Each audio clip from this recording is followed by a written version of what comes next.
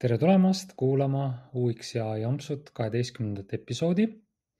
Soovin sulle head juunikuu jätku ja täna tervitan sind järgmiste teemadega. Esimeseks teemaks on, kuidas enda ettevõtte teenused ja tooted uues Google'is ehk ChatGPT's nähtavaks muuta. Teiseks vaatame Figma tarkvara uusi võimalusi. Kolmandaks kutsun sind osa võtma Bolt New Hackathonist. Neljandaks teemaks on, millised on top probleemid veebilehtede ligipääsetavusega ning viiendaks teemaks, mida pakub Google Stitch. Aga hakkamegi järjest minema. Aina rohkem on näha meie UX Estonia veebistatistikas, et inimesed jõuavad kodulehele ChatGPT vahendusel. Kui sa loed meie blogi, ehk siis uudiskirja versiooni, mis on meie blogis üleval, siis sa näed ka pilti Hotjarist, kus sa näed, et klient, kes meiega ookeani tagant ühendust võttis, tuli siis tehisaru soovitusel. Hotjariga siis selline käitumine maha salvestatud ja Google Analytics on ka näha, et rohkem jõuab inimesi siis lehele läbi ChatGPT. Aga kuidas siis uues Google'is märgatuks saada? Et siin kehtivad nii vanad head SEO praktikad kui ka mõned sellised tähelepanekud. Viimastest kirjutas ka The Wall Street Journal, link on ilusti olemas episoodi juures. Aga mida siis põnevat on? Et üks asi on see, et tuleb uusi mõisteid. Nii nagu ikka uute trendidega tuleb selliseid uusi akronüüme. Antud juhul on neid lausa 3 tükki. GEO, Generative Engine Optimization, AEO, Answer Engine Optimization ja IO, Artificial Intelligence Optimization. Ja selliste akronüümide taga muidugi olulisem on selline sisulisem pool. Eks nad kõik on rohkem ehitatud või siis nii-öelda kokku mõeldud selles kontekstis, et generative, answer, artificial, et sellised akronüümid, et kuna meil on ikkagi tehisintellekti selline ajastu. Aga kui minna siis selliste kogemuslugude juurde, siis meiliturundusplatvormi MailChimp uuringust tuli välja, et kui sa tahad, et sinu veebilehe sisu oleks keelemudelites, siis sa peaksid hoolitsema selle eest, et sinu leht laeks võimalikult ruttu just botidele, sest et botid käivad ja kraabivad veebilehtedel infot kokku ja mida kiiremini botid saavad infot kätte, seda suurema tõenäosusega on sinu leht ka näiteks konkurendist selle boti jaoks eespool, et ta saab oma prioriteedi. Seal on ka igasuguseid muid karakteristikuid, mille kohta me tegelikult ju täpselt ei tea, sest et iga scraper, iga loogika peale scraperit, kui see scraper ehk siis see kraap on ära käinud, mille järgi lõpus siis prioritiseeritakse neid andmeid, ega me väga palju ei tea. Päris palju on siin selliseid tavapäraseid SEO praktikaid muidugi, aga näiteks mida Backmarket on siis välja toonud, et nemad avastasid, et hästi oluline on see vestluse toon, et suured keelemudelid eelistavad siis sellist traditsiooniliste tehniliste tootekirjelduste asemel rohkem sellist igapäevast keelekasutust. Backmarket on siis selline ettevõte, kes siis tegeleb kasutatud seadmete müügiga. Aga üks hea link ka veel, mis ma panen siia juurde, on sellised SEO nipid tehisaru tarbeks Wiresonicu blogist, et saad siis täpsemalt juurde vaadata. Tulles teise teema juurde, milleks on siis Figma uuendused, siis oma viimasel konverentsil Config 2025 esitles Figma uuendusi. Üks suuremaid uuendusi, mida siis disainerid on kaua oodanud, on Figma site, ehk on võimalus nüüd disainida veebilehti ilma koodi kirjutamata, et kui seni Figmas me oleme saanud teha ägedaid prototüüpe, siis nüüd me saame teha veebe. Neid veebe saab ka avalikustada enda soovitud veebiaadressiga, ehk siis domeeniga. Alustada saad mõningate template'idega ja muidugi ka täitsa nullist kodulehte ehitada. Teine asi, mida ma esile tooksin, on Figma Buzz. Ta on selline Canva sarnane lahendus graafiliste sotsiaalmeedia postituste ja reklaamide loomiseks. Täna ta on üsna algusjärgus, saad valida erinevate postituste formaatide ja põhjade vahel, näiteks Instagram post või Facebook post või YouTube thumbnail. Mis seal on puudu, näiteks Canvast erinevalt, siis Canvas on pildipank, aga Figma baasis seda ei ole ja seal käib siis, kui sul on pilti vaja, sa saad luua seda tehisaru abil ja seal on kohe saadaval ka 3 mudelit, üks on GPT Image 1, siis on Google Imagen 3 ja Titan V2. Mis seal võiks olla, mis minu arvates annaks asjale palju juurde? Mulle endale väga meeldib Leonardo AI-s flow state funktsionaalsus. Et see annab sellise hea võimaluse, et sa paned märksõna sisse, siis ta genereerib sulle erinevaid pildivariante ja kui sa lehte kerid seda erinevatest žanritest, siis toob sulle välja, et täitsa selline tore, et sa justkui pildipank tekib sinu märksõna põhjal. Et link on ka samamoodi episoodi juures, et saad täpsemalt vaadata. Ja Figma Make on siis ka selline AI tööriist, mis võimaldab tehisaruga vestluse kaudu luua kodeeritud interaktiivseid prototüüpe nii veebirakendustele kui mängudele. Sisendina saad kasutada ka oma Figma disaini, ehk siis kopeerid ta sinna Figma Make'i ja siis ütled, et tee ta elavaks. Figma demos kasutati siis ühte sellist muusika playeri lahendust, et oli staatiline ja siis kui sinna sisse sai siis lükatud, siis muutus kohe selliseks interaktiivseks. Aga jah, meie regioonis ei ole see Figma Make hetkel saadaval, et loodetavasti varsti tuleb, aga Figma Site ja Figma Buzz on meie Euroopa regioonis ka kenasti nüüd saadaval. Kolmandaks teemaks on meil siis Bolt New Hackathon. Miks ma sind kutsun sellest osa võtma, on seepärast, et see on hea võimalus tegelikult siis hakata seda tööriista endale selgeks tegema. Mis selle Bolt New puhul on toredat, on see, et sellega saab luua erinevaid veebilehti, aga ka äritarkvarasid. Sest et Bolt Newga on võimalik siduda selline teenus nagu Supabase, mis võimaldab siis andmete salvestamist siis andmebaasi.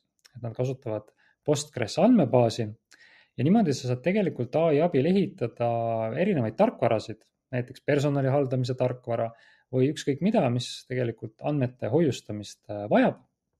Lisaks on see tore, et versioonihaldus GitHubiga on võimalik ära seadistada, lisaks makseid vastu võtta Stripe'i vahendusel ja nüüd juunis ongi neil käimas hackathon, mis on hea võimalus seda AI tarkvara tundma õppida. Ja kui sa tunned, et mis seal hackathon ikka, siis siin tegelikult on ka päris toredad auhinnad. Kokku on auhinnafond $1 miljon, see jaguneb seal erinevateks astmeteks vastavalt siis kohale ja kategooriatele ja lisaks antakse ka päris palju igasugust nänni. Näiteks saad tasuta aastaks domeeni. Kui nüüd tulla 4. teema juurde, milleks on top probleemid veebilehtede ligipääsetavusega, siis toimus 14. korda rahvusvaheline ligipääsetavuse teadvustamise päev. Selle päeva eesmärgiks on rääkida, mõelda ja õppida mõistma, kuidas siis tegelikult ligipääsetavat teenust pakkuda, olgu selleks siis veebileht, äpp, iseteenindus või muu lahendus. Ja millised on siis nagu top probleemid, et tegelikult läbi aegade on jäänud suhteliselt nagu samaks, mis puudutab siis WebAIM uuringut. WebAIM on siis selline ligipääsetavuse probleemide tuvastamise tööriist, näiteks nende alla kuulub selline tööriist nagu Wave, millest olen ka varasemalt kirjutanud. Aga nemad siis analüüsivad igal aastal 1 miljoni jagu veebi tavalehti ja murekohad on siis, kui vaadata nagu toppi, siis pea 80% juhtudest on olukord, kus on kehv kontrastsus, 55% juhtudes piltidel puuduvad kirjeldused, siis järgmine on siis selline 48% sisestusväljadel puuduvad labelid, 45% on tühjad lingid, 30% circa on kirjeldamata nupud ja 15% on lehekoodis pole siis korrektselt markeeritud, mis keelega on tegu.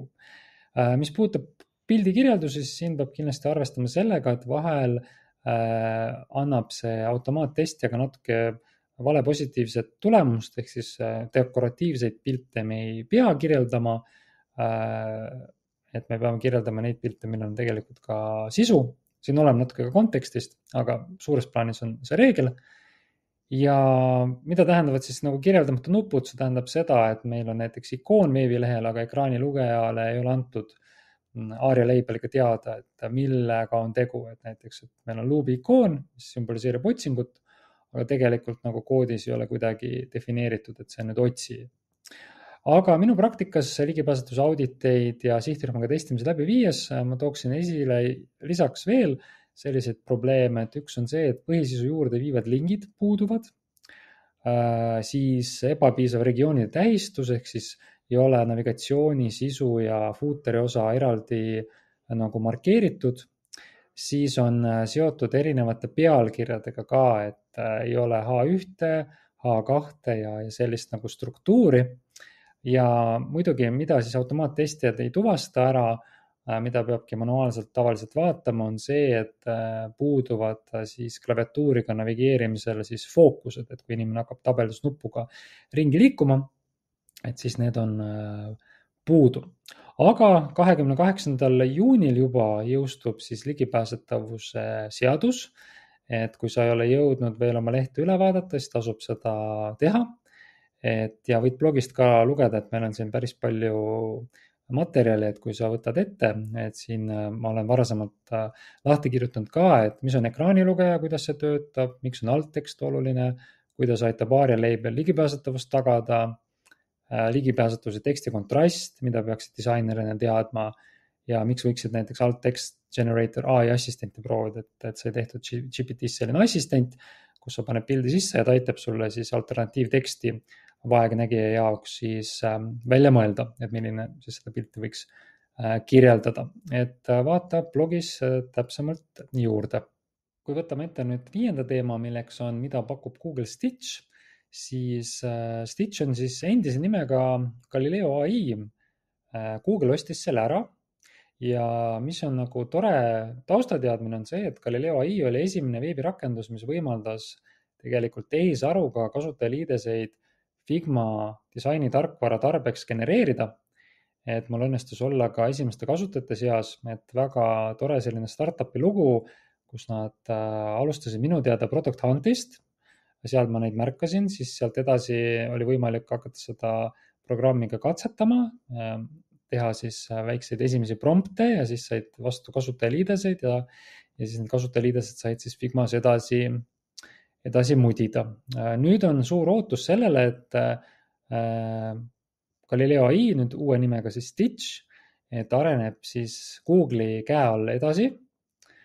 Täna ta põhineb siis 2 AI mudelil, üks on Gemini 2.5 Flash, nimetavad seda Stitchis siis standard mode'iks ja siis on Gemini 2.5 Pro, mis on selline experimental mode. Esimese mudeli puhul on see nagu tore, et sa saad kopeerida Figmasse ilusti neid genereeritud disaine. Et äge on see, et kui sa paned sinna näiteks prompti, et tee mulle food delivery äpp näiteks, siis ta genereerib sulle pildi, genereerib sulle teksti, genereerib sulle ikoonid ja kui sa Figmasse kopid, sa saad seal ilusti neid ka kasutada. Nüüd see teine mudel, mis neil on see experimental mode, et seal ta genereerib ka erinevaid kasutajaliideseid, väidetavalt rohkem parema läbimõeldusega, aga need on staatilised pildid, neid ei saa nagu Figmas edasi kasutada, et ei ole hetkel kuigi praktiline. Aga miks ma sellest räägin, on see, et kuna nüüd see on sisuliselt uus Google'i tehisaru UI disainini spetsialiseeritud teenus, ehk siis tehisaruga UI disainini spetsialiseeritud teenus, mis ongi just mõeldud nagu UI disaini jaoks, UX disaini jaoks ja tasub arengutel silm peal hoida, ja saad tasuta seda ilusti katsetada, samamoodi link on episoodi kirjelduse juures olemas. Et sellised 5 teemat tahtsin sinuni tuua, aitäh sulle, et kuulasid. Ja kui soovid UX UI AI disaini koolitusel tulla, leiad info meie kodulehelt, et meil on sellised praktilised koolitused. Ja seniks soovin sulle ka ilusat saabuvat suve ja kõike paremat!